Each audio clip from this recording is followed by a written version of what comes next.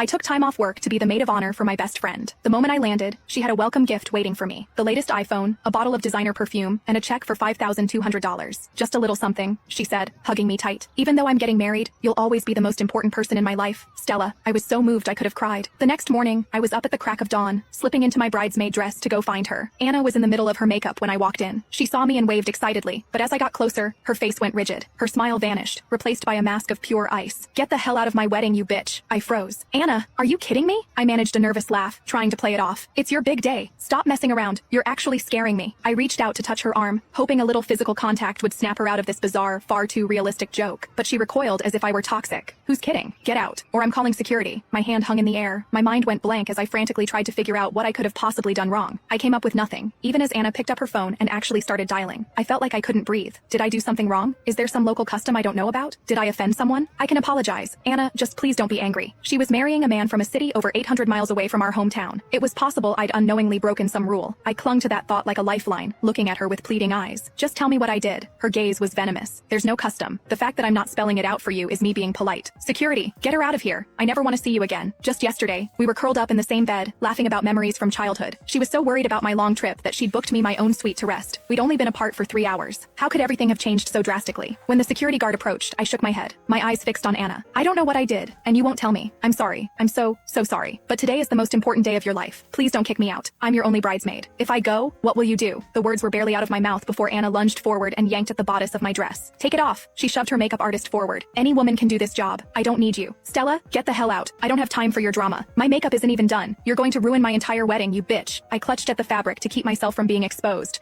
the word bitch draining all the strength from my body. I looked at her, defeated, and pulled the handcrafted fan I'd stayed up for nights making from my bag. I placed it gently on the table. I wish you a happy marriage, I said, my voice hollow. I'll return the dress to you shortly. Anna snatched the fan. For a fleeting second, I thought it was a sign of a truce. I worked on that for so long, I said quickly. I even burned my fingers. It's just the style you love. The next second, she smashed it on the floor right in front of me, the delicate frame splintering into pieces. She pointed a trembling finger at the door. Get out. Back in my room, I took off the dress and sent Anna a text. I'm still at the hotel. If you need anything, just call me. A red exclamation mark appeared. The message failed to send. She had blocked me. I fell onto the bed, utterly defeated, the why screaming in my mind. But the only answer that came was a knock on the door. It was security, sent by Anna to escort me off the premises. I dragged my luggage through the lobby, past the large, smiling photo of the happy couple, and stood shivering in the cold wind. I had to know. Even if it was the end, I deserved to know why. I called the groom. The phone connected. The man who had been nothing but polite and charming to me before, suddenly spat venom. You have the nerve to call me? Anna has the worst luck, having a slut like you for a friend. Get lost. That one word, slut, was like a key. A terrible, sickening idea began to form in my mind. Dodging security, I went back to Anna's suite, carrying the welcome gifts she had given me. I found her glaring at me with undisguised